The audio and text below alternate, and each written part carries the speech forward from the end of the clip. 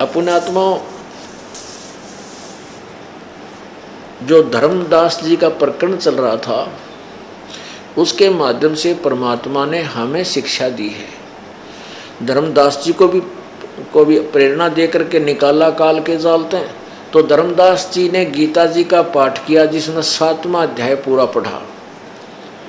फिर उसने देखा कि ये साधु, ये जो जिंदा है, ये मुसलमान भक्त है, ये हमारे गीता जी के ज्ञान से बड़ा प्रभावित है। अब कबीर साहब जी जो पढ़ रहा था ना, ऊंचे स्वर से बोलने लग गया गीता जी के पाठ को। कौन? धर्मदास। और कबीर साहब नोक रहे, बिल्कुल ठीक, वाह भाई वाह। तो इससे उसको ये हो गया कि तेरे ज्ञान को बड़ी रुचि से सुन रहा है। तो उसने 8वां अध्याय भी पढ़ा, फिर और भी पढ़ दिए। तो प्रभावित होकर हो सकता है ये कल्याण करवा लिया, हमारे गुरु जी के पास जाकर छोड़ दे गलत साधना को। उसका उद्देश्य ये था। तो वो पढ़ रहा है और फिर जब उसने पढ़ लिया ना, फिर परमात्मा उसको समझा रहा है। अरे बूढ़े आदमी, अब आप नाम जाप करते हो, हरे राम राम राम हरे राम, सीताराम राधे राधे श्याम मिला दे।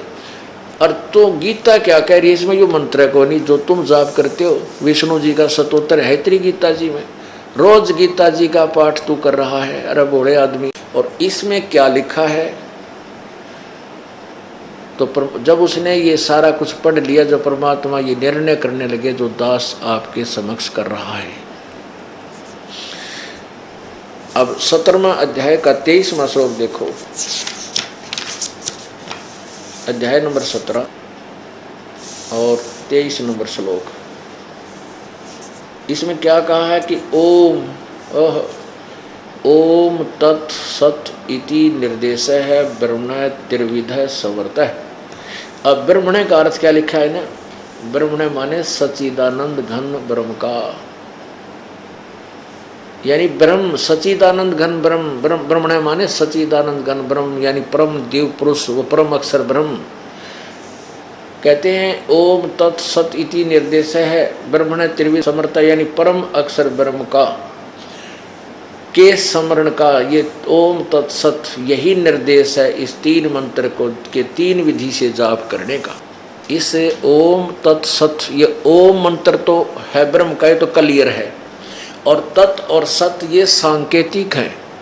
ये दास आपको देगा, क्योंकि तत्वदर्शी संत के लिए ऑप्शन छोड़ रखी है गीता जी में 4थे अध्याय के 34वें श्लोक में कि ये जो मैं ज्ञान गीता का बता रहा हूँ ये तो मैंने तुझे दिया बता, इसके आगे जो ज्ञान है वो परम पूर्ण परमात्मा को पाने का कोई तत्वदर्शी संत बताएगा, उससे पूछो, वो जानता है और वो उस परमात्मा के मुख्य ज्ञान में लिखा हुआ, तत्व ज्ञान में लिखा हुआ है।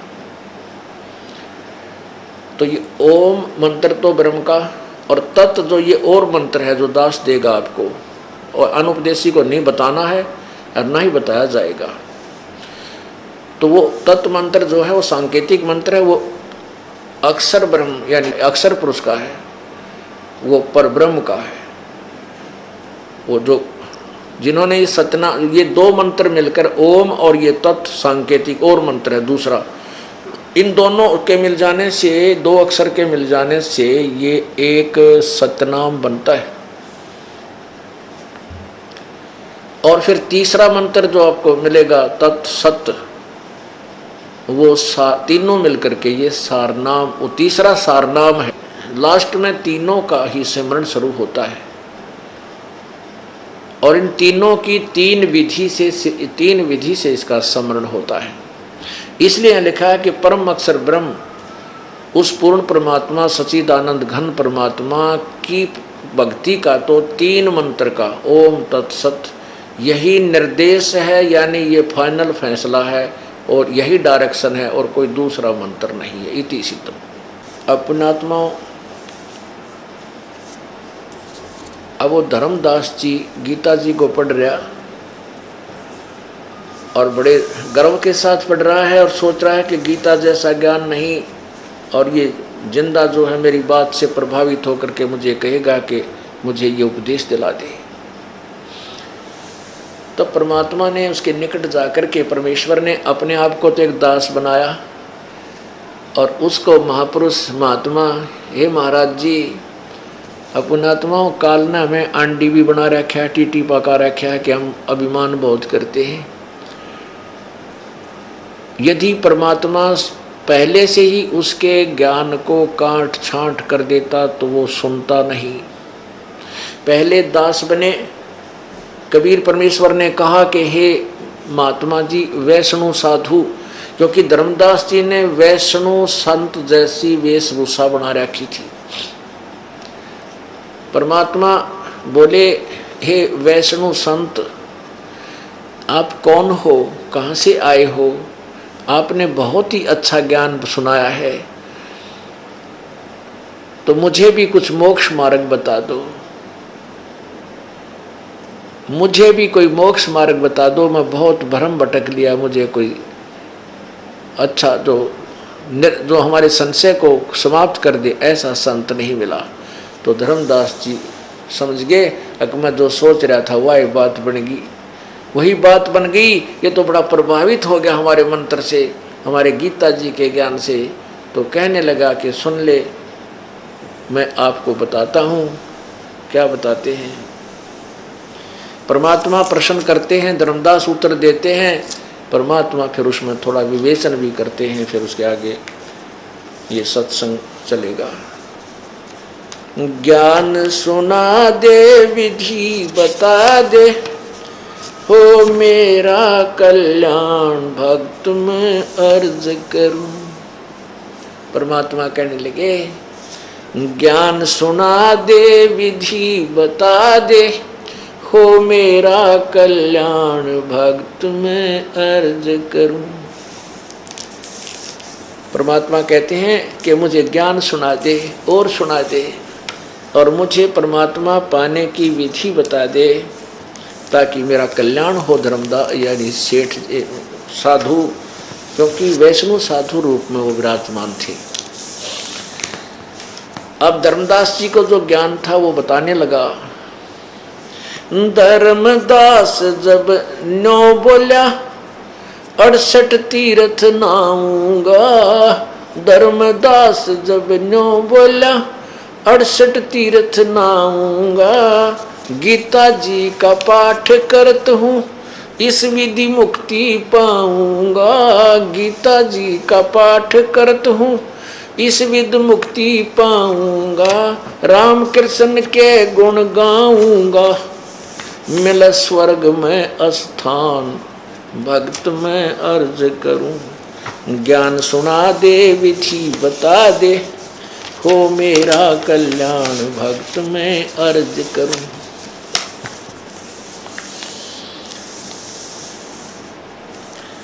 अब परमात्मा ने, धर्मदास कहता है कि मैं 68 तीर्थ नहाऊंगा और गीता जी का पाठ करता हूँ, ईश्वर मुक्ति पाऊंगा, और राम कृष्ण के नाम गुण गाऊंगा और मिले स्वर्ग में स्थान। हमारी तो दौड़ स्वर्ग से ऊपर थी नहीं, हम स्वर्गवासी, स्वर्ग पहुंच गया, भाई स्वर्ग हो गया। और परमात्मा ने, कबीर जी ने स्वर्ग को तो सबसे घटिया स्थान बताया जहाँ पर हमें लूटा और ठगा जाता है। स्वर्ग क्या है? जैसे एक रेस्टोरेंट, होटल कुल्लू और मनाली में आजकल जैसे जून की धूप तप रही है इस क्षेत्र में, मैदानी क्षेत्र में, और कुल्लू और मनाली और शिमला के अंदर शीत सुंदर सुंदर बड़ी प्यारी प्यारी ठंडी ठंडी हवा चलती है, कभी वर्षा हो जाती है। तो यहाँ के साहूकार लोग जो 10 महीने 11 महीने लगातार जो है मेहनत करते हैं, पैसा इकट्ठा कर लेते हैं, उनके पास 20, 30, 50 हज़ार स्पेयर हो जाते हैं, एक्स्ट्रा पैसे हो जाते हैं, तो वो अपने सह परिवार कुल्लू और मनाली चले जाते हैं 1-2 महीना वास्ते, और वहाँ जाकर के उस ठंडे क्षेत्र में आनंद लेने के लिए रहते हैं। एक होटल में एक कमरा किराए पर ले लेते हैं, होटल में एक किराए पर स्थान ले लेते हैं, और वहाँ सभी चीज़ मोल अपनी जेब से खर्च होता है होटल में। और जब वह 20, 30, 50 हज़ार रुपये उसकी पूंजी समाप्त हो जाती है, वो आनंद लेकर उल्टे ही इसी क्षेत्र में आ जाते जहाँ उनका कर्म क्षेत्र है, और वह जेब कटवाया 50 हज़ार रुपये वहाँ बर्बाद करके आ गए। अब इसी प्रकार जो यहाँ पुण्यात्मा हैं, धर्म पुण्य करते हैं, उस धर्म पुण्य के आधार से वह स्वर्ग पहुँच जाते हैं। स्वर्ग रूपी होटल में अपने पुण्यों को समाप्त करके, बर्बाद करके, ख़त्म करके, वहाँ थोड़े से दिन मौज मस्ती मार के, और वहीं पर उनको समय निर्धारित होता है। जैसे यहाँ मृत्यु निश्चित है, ऐसे स्वर्ग में भी उन देवताओं की मृत्यु निश्चित है, ब्रह्मा विष्णु महेश की भी मृत्यु निश्चित है। इसी प्रकार तुरंत वहाँ से मृत्यु होगी, सब सुविधा समाप्त होंगी, क्योंकि आपके पुण्य समाप्त हो गए।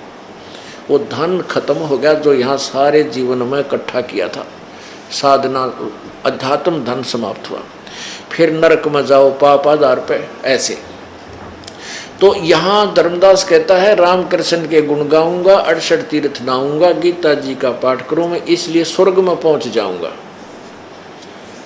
इसी को ये मुक्ति कहते हैं।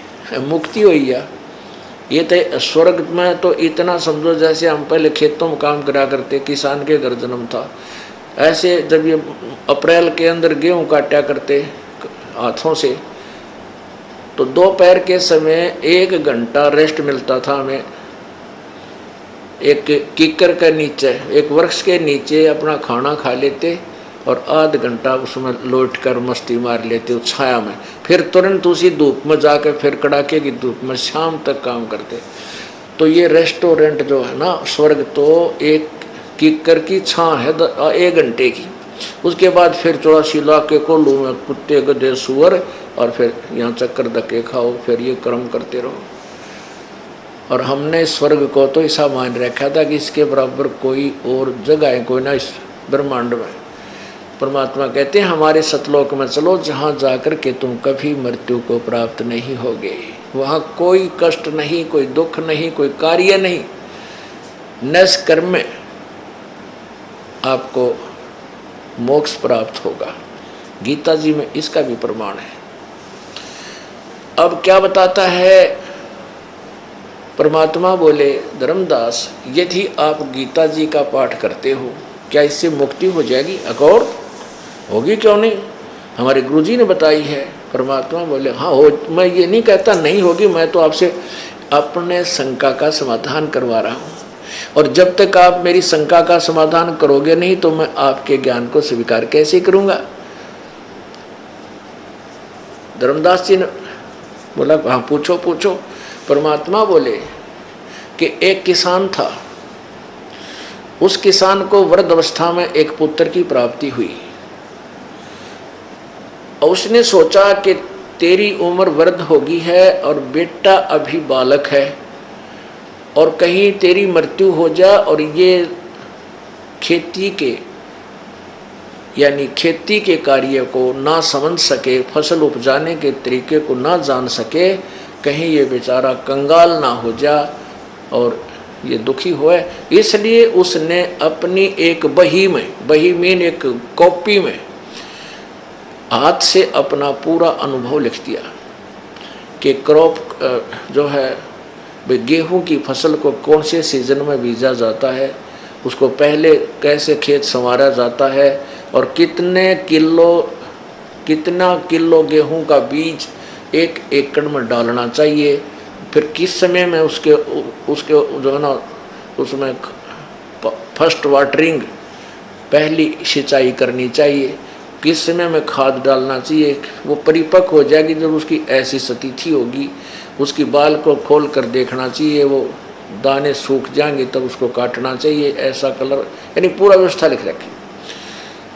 और उसने सारा अनुभव लिख करके अपने पुत्र से कहा बेटा मैं मर भी जाऊं, मेरी मृत्यु हो जाए तो आप इस मेरे अनुभव को पढ़कर इसके अनुसार अपनी खेती करना, डेली पढ़ना बेटा, इसको अवश्य पढ़ना। तो पुत्र पिताजी मर गया और पुत्र उस पिताजी के दिए हुए अनुभव को, लिखे हुए अनुभव को प्रतिदिन पाठ करता है और करता है उसके विपरीत, खेती उसके अनुसार नहीं कर रहा है जैसे पिताजी का अनुभव था। तो क्या वो किसान का पुत्र गेहूं की फसल प्राप्त कर सकता है?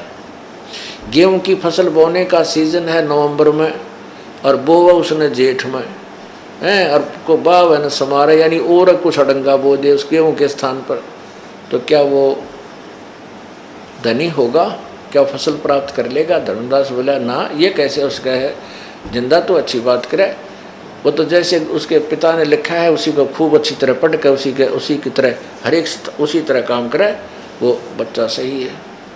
तो नालायक बच्चा हुआ ना, जो गुरु के अपने पिता के अनुभव के अनुसार नहीं चल रहा, कहाँ हाँ बिल्कुल उसके आदेश का पालन नहीं करा, कहाँ जी सही है। तो आप जो गीता जी को पढ़ रहे हो, इसमें कहीं लिखा 68 तीर्थ मनाऊंगा नहाने की, इसमें कहीं लिखा है कि रामकृष्ण के नाम का जाप करो। अब धर्मदास की तो 14 टूट गई। इसमें कहीं लिखा है एकादशी का व्रत रखो। अरे भले पुरुष, तुम करो कुछ और कहो कुछ। गीता जी में लिखा पाठ प्रतिदिन पढ़ने से तेरा कल्याण नहीं, इसके पढ़ने से केवल ज्ञान होगा कि हमने ये क्रिया करनी चाहिए नहीं करनी चाहिए, और तू इसको पढ़ रहा है कर रहा है, वो कबाड़ जो इसके विरुद्ध, शास्त्र विरुद्ध है। तब आया पसीना भाई कहे को तेरा गजब हो, ये बात तो बाबा जी कांटे की कहे। फिर न बोले जैसे इस तीर्थ के जल में, इस तीर्थ के जल में ना जाने कितने जीव जंतु हैं, और आप इसमें जो इस जोड़ में आप नहा के आए हो, स्नान किया है और ऐसे ऐसे मसल कर नहा रहे थे, तो इसमें ना जाने कितने जीवों की हत्या कर दी तूने। ये सूक्ष्म जीव जो जल में घूम रहे थे, और वो जो लोटा भर का पानी का करमंडल साथ रखा हुआ था उसने,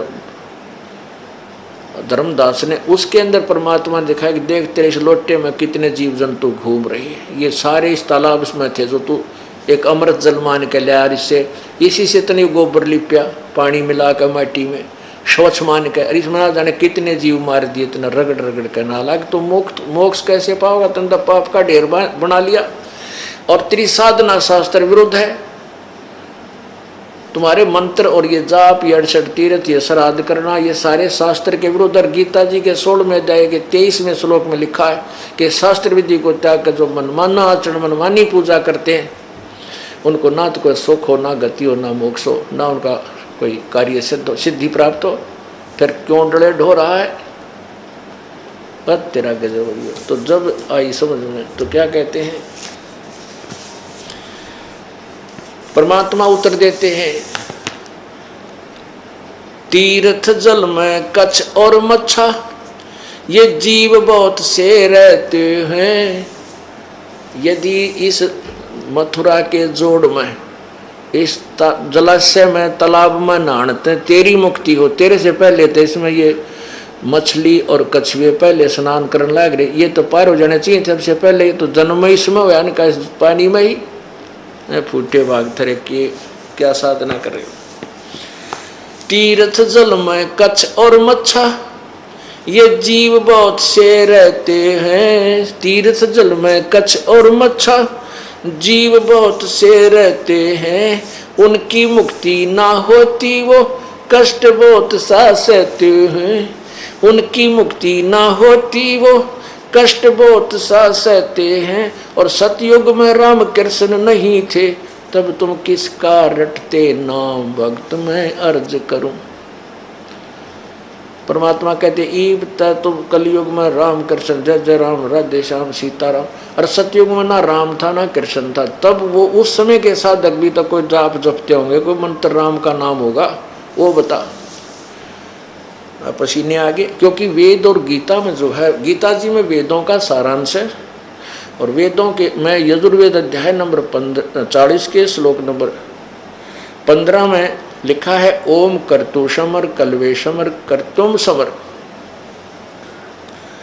ब्रह्म तक की साधना का उल्लेख है कि ओम नाम का जाप काम करते करते सिमरण करो, विशेष कसक के साथ करो, और मनुष्य जीवन का परम कर्तव्य जानकर भगवान की भक्ति का उद्देश्य समझकर मनुष्य जीवन को ओम नाम का जाप करो। इसी प्रकार परमेश्वर भी यही बताते हैं, वेदों और गीता में कहीं हठ योग ये तप ये करने को नहीं कहा, ना मेडिटेशन के लिए कहा। परमात्मा ने अपने सिंपल लैंग्वेज, अपने जो मुख्य ज्ञान में, तत्व ज्ञान में कहा है, नाम उठत नाम बैठत नाम सोवत जागवे, नाम खाते नाम पीते नाम सेती लागवे। परमात्मा की भक्ति चलते फिरते उठते बैठते। आप बस में बैठो, सत्संग से जा रहे हो, 2 घंटे लगे 3 घंटे रोहतक तक बरवाला से, अपना सिमरन करता जा, या कार में बैठे हो सिमरन करता जा, माला हाथ में ले ले, आते हो आते समय करते आओ। ऐसे ही कोई काम वश जाते हो, आप ऑफिस में जाते हो, उस समय का सदुपयोग करो। ऐसे कोई दुकान पर जाता है, ग्राहक आगे तक ठीक है, नहीं अपना बैठ कर माला जपन लाग जाए। और सत्कर्म मानना हमारा यह बात विश्वास ना होता है कि हम मंत्र जाप करते हैं इससे कुछ लाभ होगा। आप करके देखो, जे आपकी दुकान के ऊपर लाइन नहीं ला दे परमात्मा, हम तीनों देखे जा, ओ किस कित बढ़ गया, उस दुकान में गया, ये इधर आवेगा, नो नहीं अपना माला लेकर भक्ति करें जा, देख तेरे बाग का हंग है क्यों नहीं आवेगा। और ठीक रेट लगा, मिलावट मत कर, कुछ दिनों में ऐसी छाप बन जाएगी, आपका नाम रोशन होगा, भगवान साथ होगा। तो हम स्वयं बनना चाहते चतुर, और स्वयं बनना चाहते मिलावट झूठ कपट के साथ सेठ कभी नहीं बन सकते, ये पल्ला गांठ लगा लेना। परमात्मा बनाएगा तो अवश्य बनेंगे।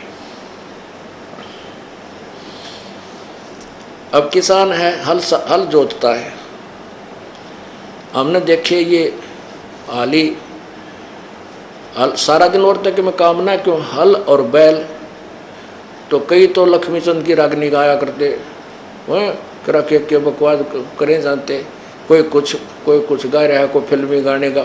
उस समय मालिक की कहता आरती कर ले, देर क्या रमैनी कर ले बैलों के साथ साथ, या अपना मंत्र जाप करता हुआ।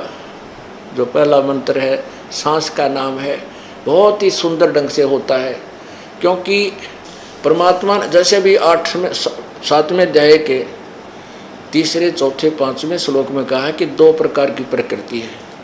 यह हमारे शरीर की जो प्रकृति, ये भी हमारा सहयोग देगी भक्ति में। जैसे ये दास जूनियर इंजीनियर था और स्कूटर मोटरसाइकिल पर हमारा ज़्यादा आना जाना होता था, क्यों फील्ड में जाना पड़ता था।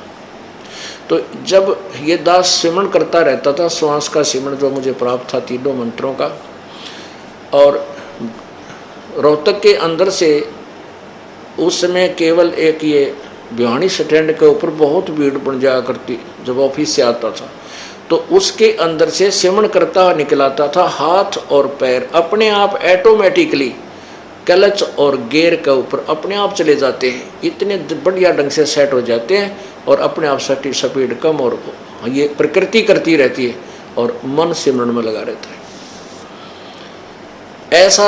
ऐसा बीता मेरे साथ कई बार। हमारा ऑफिस प्रेम नगर में था, शीला बाईपास के आसपास, और वहाँ से आना पड़ता था हिसार रोड बाईपास पे। हमारा बार भाई से एक कुटिया बना रखी थी, तो उस भिवानी स्टैंड के ऊपर से मैं आता था, सिमरन करता हुआ इतना लीन हो जाता था। जब अपनी गली में मुड़ता था ना, जब याद आता था, घर वाले नो कह देते ना जी आज ये कि मैं दाल ख़त्म हो गई है, चीनी को नहीं, या लाइयो लिखवा देते थे।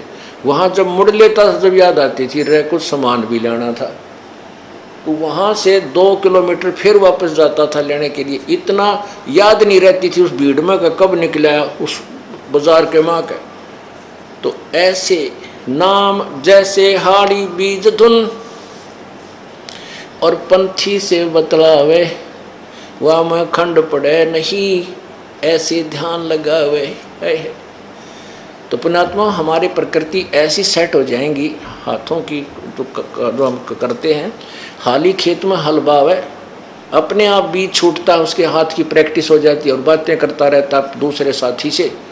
रास्ते में कोई यात्री बात करता, कोई कार्य पूछता है, उसको बातें भी बता रहा है उसको, लेकिन अपने हल को नहीं रोकता, क्योंकि उसने उस दिन बीज बीजना अवश्य होता है, और हाथ से अपने आप उसके अनुकूल बीज छूटता रहता है। तो क्या बताते हैं, तीर्थ जल में कच्छ और मच्छा, ये जीव बहुत से रहते हैं,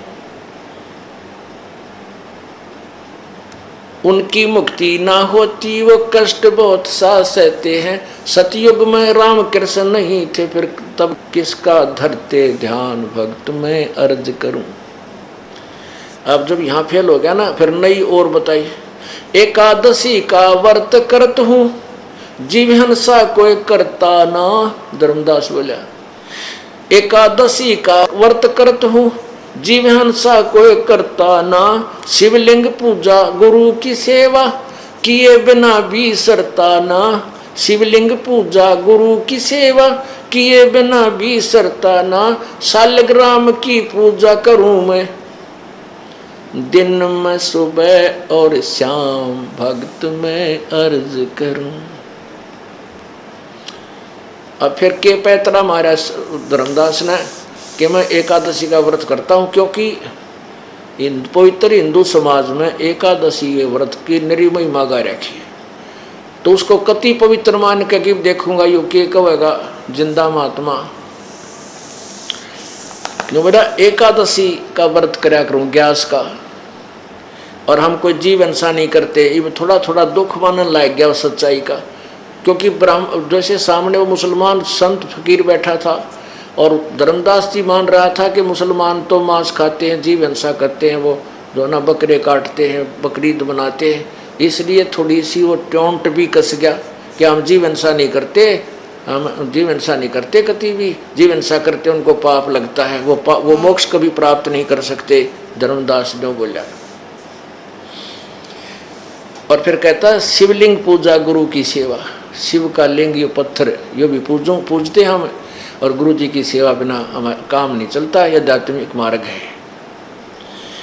और शालिग्राम की पूजा भी करता हूँ, जैसे विष्णु जी की मूर्ति की पूजा करता हूँ सुबह शाम।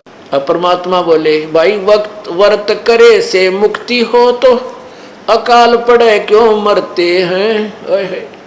परमात्मा कहते हैं धर्मदास एक बार अकाल पड़ा था, सूखा पड़ गया, और उसमें इतना बुरा हाल होकर के प्राणी मरे, किसी को कुछ आहार प्राप्त नहीं हुआ, पत्ते भी तोड़ कर खा लिए, बोधी बाढ़ थी कूट कूट कर वो भी खा ली, और 15-15, 20-20 दिन 1-1 महीना कति निराहार रह करके प्राण त्यागे। उसमें सारे व्रत हो गए, मंगल का भी, सोमवार का भी, आठम का भी, छठ का भी, सातम का भी, त्रि एकादशी का भी। तो वह मर क्यों गए?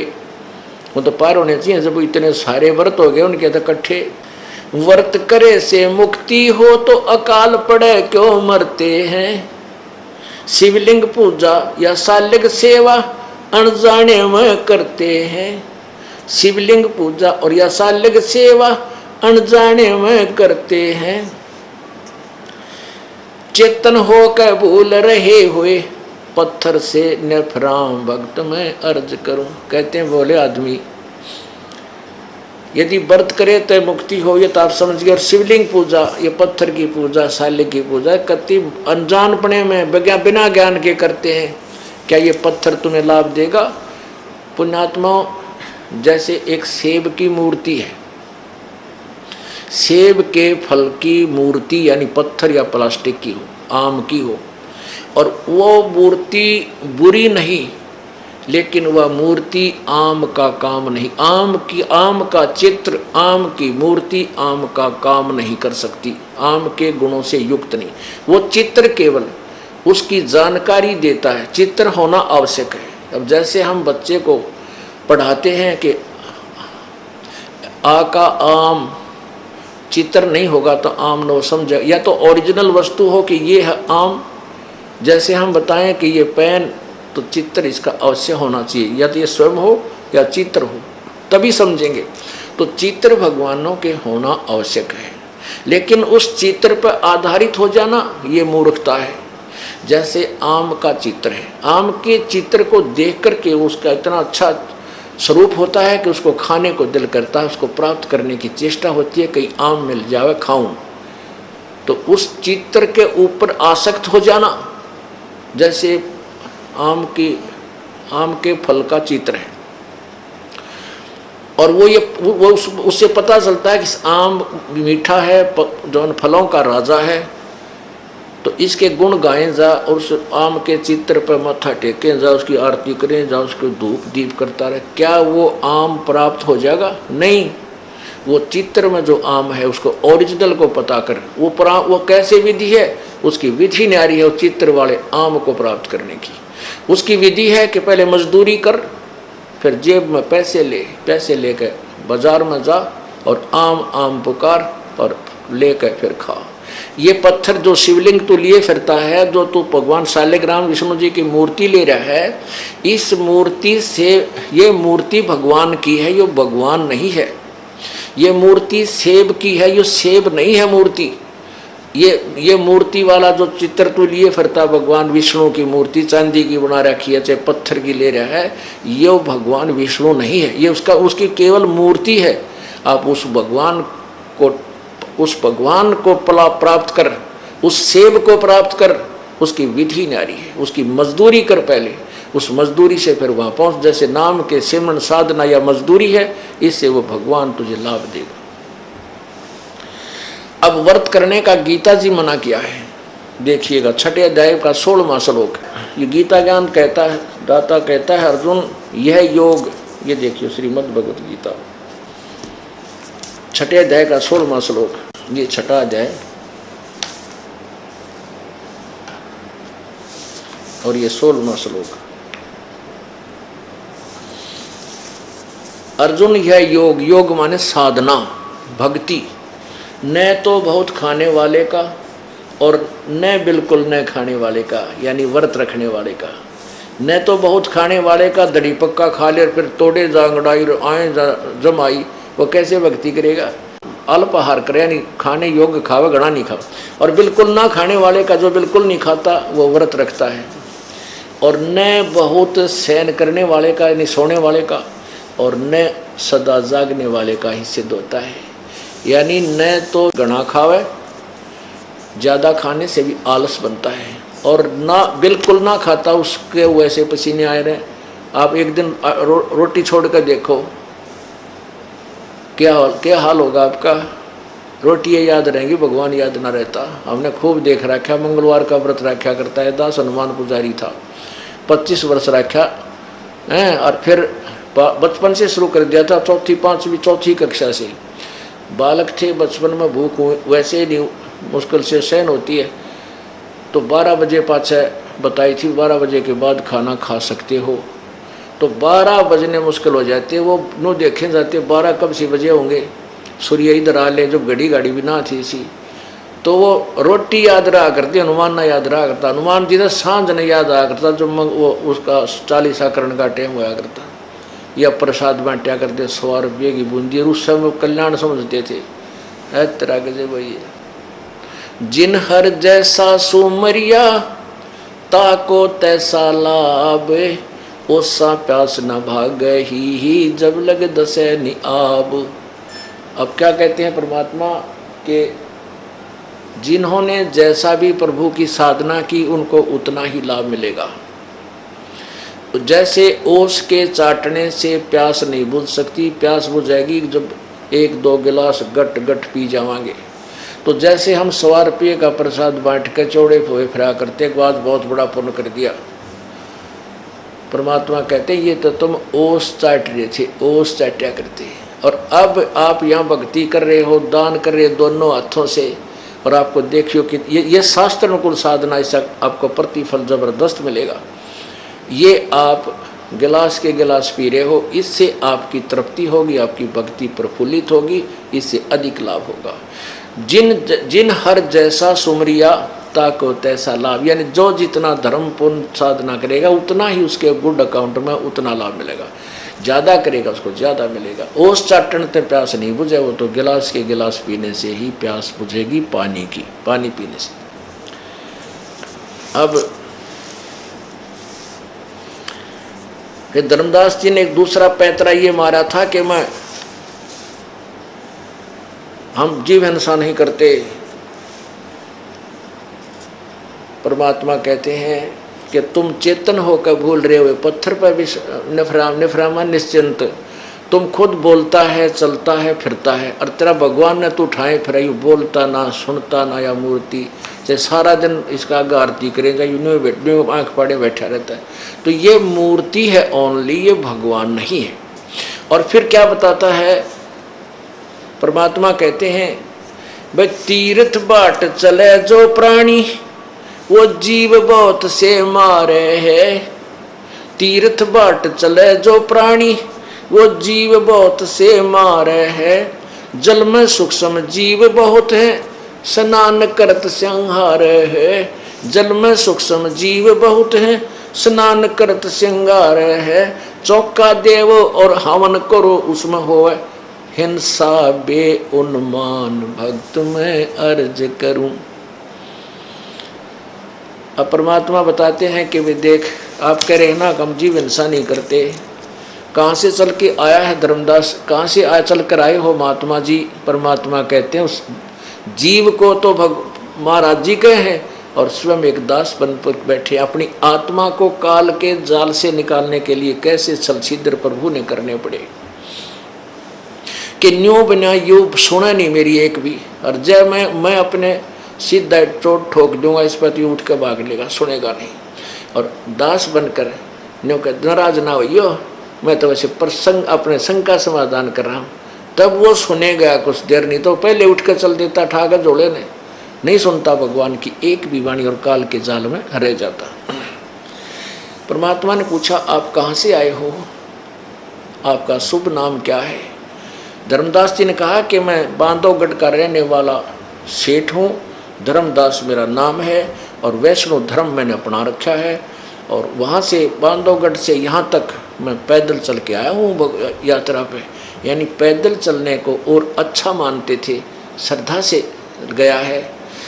परमात्मा बोले कितनी दूर है आपका बांधवगढ़ यहाँ इस मथुरा यानी वृंदावन से। उसने कहा कि 600 700 750 किलोमीटर, यानी 200 250 के करीब जो है, 250 मील 300 मील जैसा, यानी 250 कुल मिला करके 700-800 किलोमीटर पड़ता है। तो कहने वहाँ से तू पैदल चल के आया है। कहाँ वहाँ से मैं पैदल चल के आऊँ, तो एक रास्ते में कितने कीड़े मकोड़े जीव जंतु तूने कितने आपके पैरों के नीचे मरे, गिनती हुई आपने? आपने कितनी जीव हिंसा करती, इस जोड़ में नहाने के लिए आए हो तालाब में, और इस तालाब में नहा रहे थे, इसमें देख कितने जीव मार दिए, ये तेरे लोटे में देख कितने घूमने लाग रहे। और ये तूने जो है नहीं चौका दिया, पहले लिपी और फिर यार यहाँ पर तू खाना बनावे, इस लिपा इस जो चौका तुम लिपते हो ना, इसमें भी बहुत ज़्यादा आपको हत्या का हिंसा का जो ना पाप लगता है। तो धर्मदास जी का पसीने आगे के बाद तो महात्मा का काटेगी, कसूता काम हो गया था।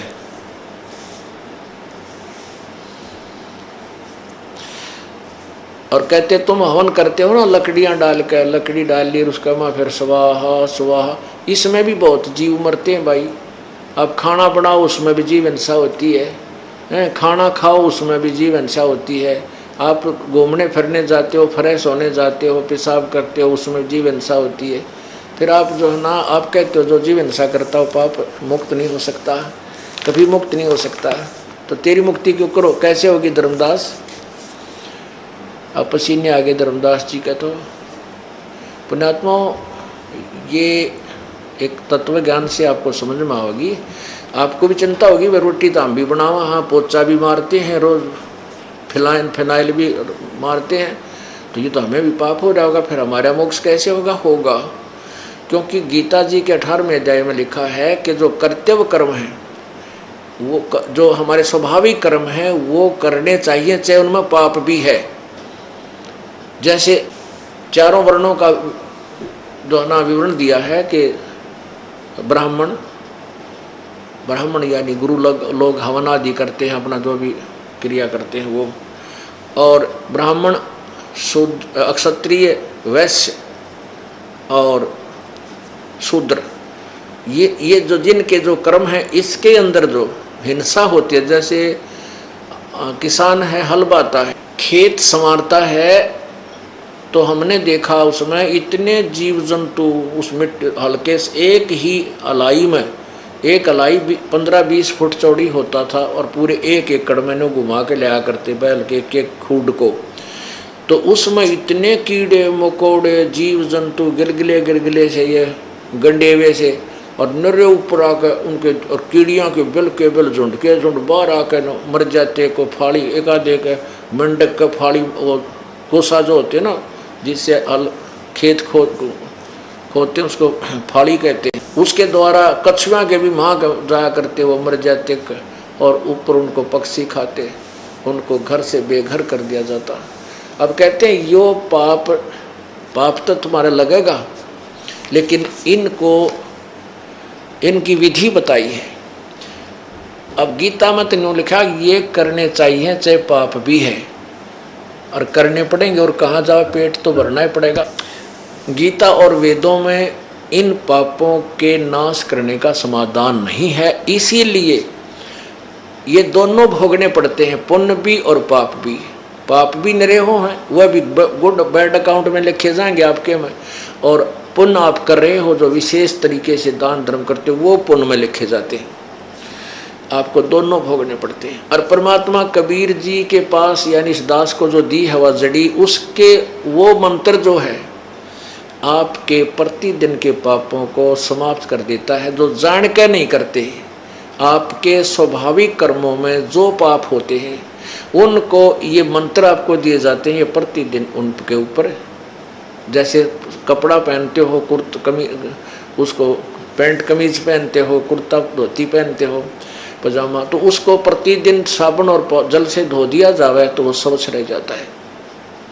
ऐसे ही इन महापुरुषों की थ्योरी इसलिए शास्त्र विरुद्ध थी कि इनको कंप्लीट नॉलेज नहीं था, इनको पूर्ण ज्ञान नहीं था। जैसे भाई परमात्मा पाप काट ही नहीं सकता, इन परमात्मा तक का बेरा नहीं था, ये ब्रह्म को भगवान मान रहे, इसकी साधना करते थे। इससे दोनों ही भोगने पड़ते हैं, पुण्य और पाप। जैसे कर्म करेगा ये सिद्धांत है ब्रह्म तक का कि वो दोनों भोगने होंगे, वैसे ही कर्म भोगने होंगे। पूर्ण परमात्मा का विधान है कि जब ही सतनाम हृदय धरो भयो पाप को नासे, जैसे चिंगारी अग्नि की वही पड़े पुराने घासे।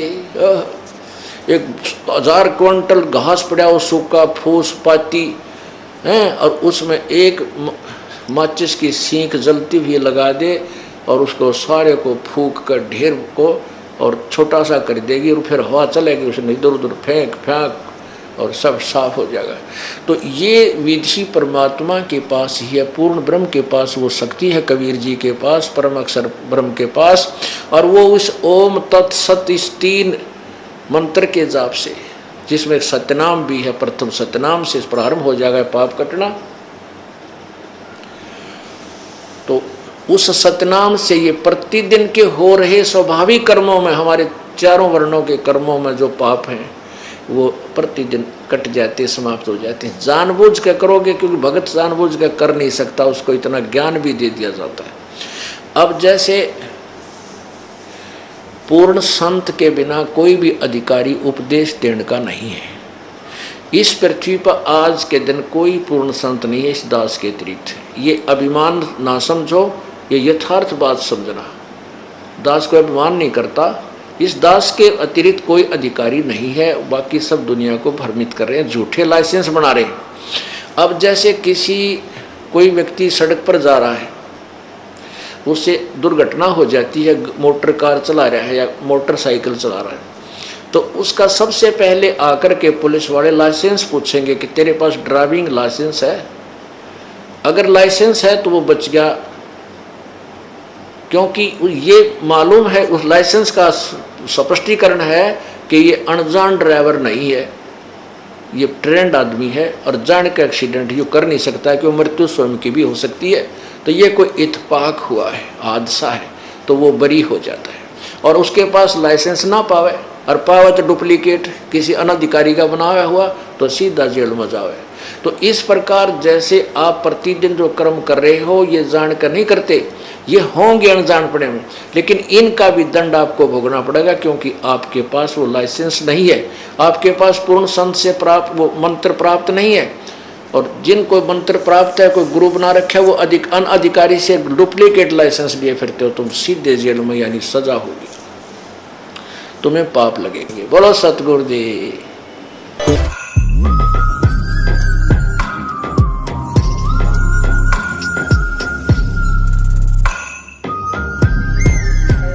क्यों मोह ममता में सोए, मोह ममता में सोए जग